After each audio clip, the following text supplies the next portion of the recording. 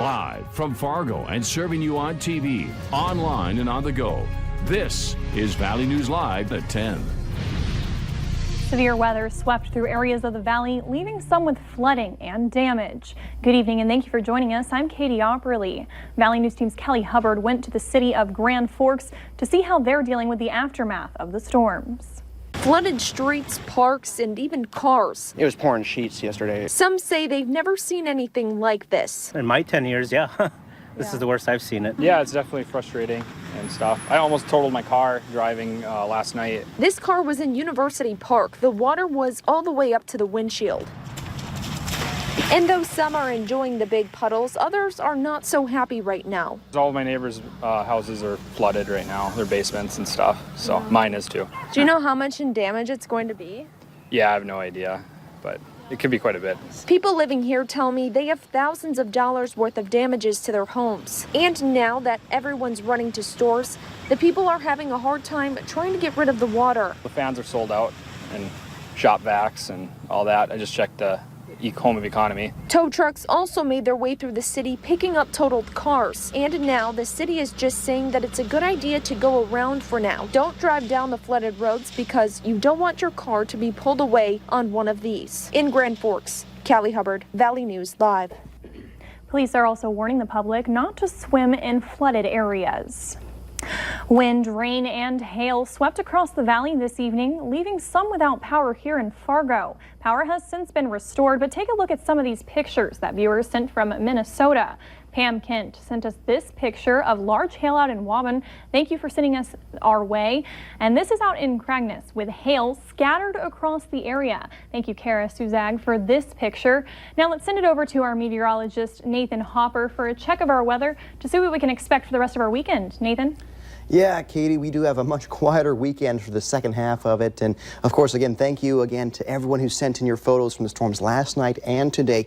We always appreciate seeing firsthand what you all are seeing out there in the field. But this is our satellite and radar right now. The storm that went through Fargo-Moorhead has now cleared Bemidji and is well off toward the east and moving away from us, so things will stay quiet for us for this evening, but we do have some showers up near the international border near Candu and Langdon, but those will be non-severe as temperatures up there are in the 50s. Here's the past 48 hours. This is a radar estimated rainfall map. We see around the Fargo-Moorhead area, we'll say 1 to 3 inches of rain has fallen for this area, but where we saw the most impactful rainfall was north of I-94. We saw it near Carrington, a 9.1 inch radar estimate for rainfall. Near Halleck, around 9 inches of estimated rainfall. And it's been an absolute soaker for us for the past couple days. But as we said, we have good news, and that is quieter weather. Katie, is on the horizon for us tomorrow and for most of next week as well. We'll talk more about that coming up here in my full forecast in just a few minutes. All right, sounds good. Thank you, Nathan. Yeah.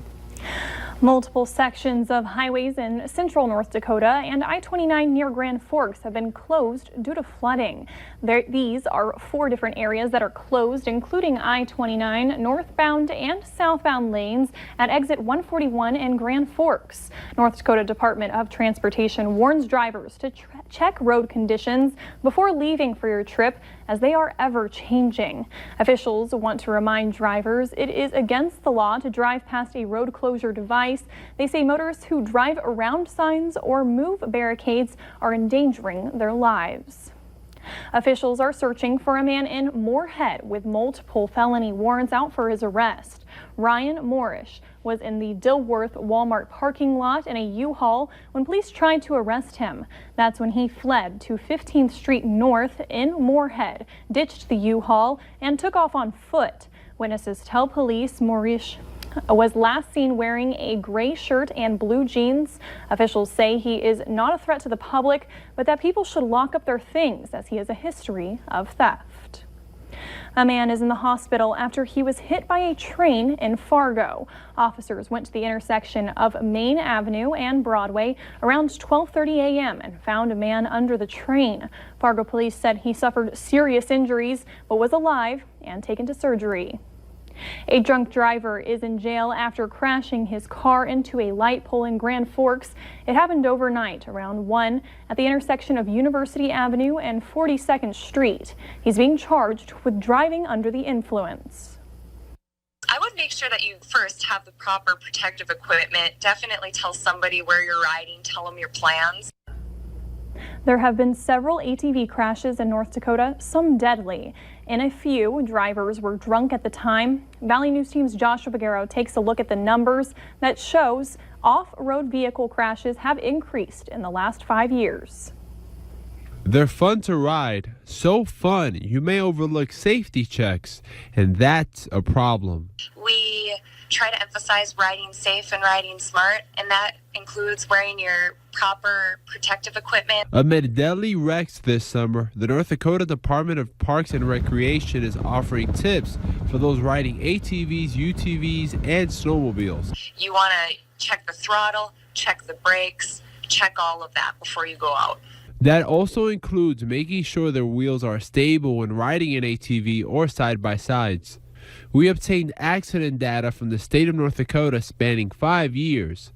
Since 2014, the number of crashes and injuries have gone up from 51 crashes to 71 last year. Injuries increased from 47 to 73. Definitely know your off-highway vehicle and try to stay safe and ride smart. Fatalities have stayed consistent at around 2 since 2014. For this year, North Dakota Highway Patrol says there have been 2 deaths with several months to go. Our previous reports show at least 3 ATV deaths, including the 2 brothers who died in Barnes County while driving drunk. Making sure that you know your limitations to your off-highway vehicle or snowmobile. Still, drivers need to be cautious as the upcoming snowmobile season is just a few weeks away. In Fargo, Joshua Pagaro, Valley News Live.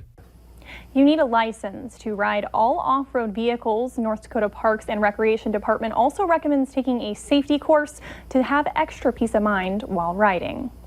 The Cass County Sheriff's Office is asking for your help. They're looking to identify this man related to an active investigation. If you have any information about this man or the vehicle up on your screen, call the number that was just pulled up on your screen, 701-241-5884. American flags were flying high this afternoon in West Fargo. Hundreds lined up along Cheyenne Street for the West Fest parade. There was food, a 5K fun run, and a softball tournament. We've been here before for other kids that have been in the parade or wanted to see the parade. My sister is here, and so I kind of came to support her. Just for the kids. Yeah, they love getting candy and having fun, seeing everything around. For the first time this year, the theme for West Fest was chosen by you, and it was the Wild Wild West. Valley News Live 10 at 10 continues with no wait weather. Well, things are quiet for us on our Luther Family Ford Skycam, looking toward I-29 in the 32nd Street there. So you can see traffic moving freely. Things are dry, unlike how it was earlier in the Fargo-Moorhead area and how it has been for the past couple days across the Red River Valley. So good news I have for you is that we've got time to dry out in the days ahead and time for those waters to recede as well. 60 right now at Hector International, 61 at the Moorhead Airport. The dew point of 55 is much more comfortable than it has been for the past couple days, where we saw dew points in the low 70s. So drier air is coming into our neck of the woods with that westerly wind. And you can see temperatures in the Devil's Lake Basin are in the 50s, even some lower 50s there in our extreme northwestern neighborhoods. But for the rest of us, we have 60s at this hour with a few cooler spots there. Watertown at 57. Here's some weather alerts we have. We have 3 aerial flood warnings in effect through mid-morning tomorrow. Now, these are still lingering warnings from the rainfall, the torrential rainfall that fell for the past couple days in these counties. Again, these go through mid-morning, so still some high water levels are possible in these areas, which is why that is an aerial flood warning for those areas. So again, just keep in mind, if you're living in any of these green boxes, you could still encounter some flooded roadways and high water levels. Big picture, dew points, things are much drier. Dew points in the upper 40s in areas near Candu. So we have drier air coming in with those westerly winds, and that will make it feel a bit more pleasant for us on our Sunday. And you see the westerly winds are rolling on in, and that's bringing some drier and cooler air in to the Red River Valley. The hour by hour for the rest of the night shows those westerly winds, but we do have some of those showers lingering in our northern Minnesota counties come the 7 a.m. hour tomorrow with temperatures in the 40s and 50s. So a much cooler start to the day. But we see plenty of sun join us and temperatures warm slowly but surely into the 60s for the afternoon. We see by dinner time on Sunday, still a westerly wind around 5 to 15 miles per hour, but plenty of sun for us as we move through the second half of our weekend. And again, that's great news for those folks who have been inundated with water, that we will have time to dry out on Sunday. Your hourly forecast in Fargo shows those temperatures in the upper 60s. Could see a few rogue locations in the lower 70s tomorrow, but again, I do expect 60s for most with a westerly wind between 5 and 15 miles per hour through the day with plenty of sun. And you can see partly cloudy skies for everybody with a few of those spots that see maybe some lingering clouds and maybe a few even showers up near the international line. Roseau, maybe 61 degrees tomorrow afternoon around 5 o'clock, but middle to upper 60s will be the rule of order for us on Sunday. Beautiful shot of the lightning from Glenn.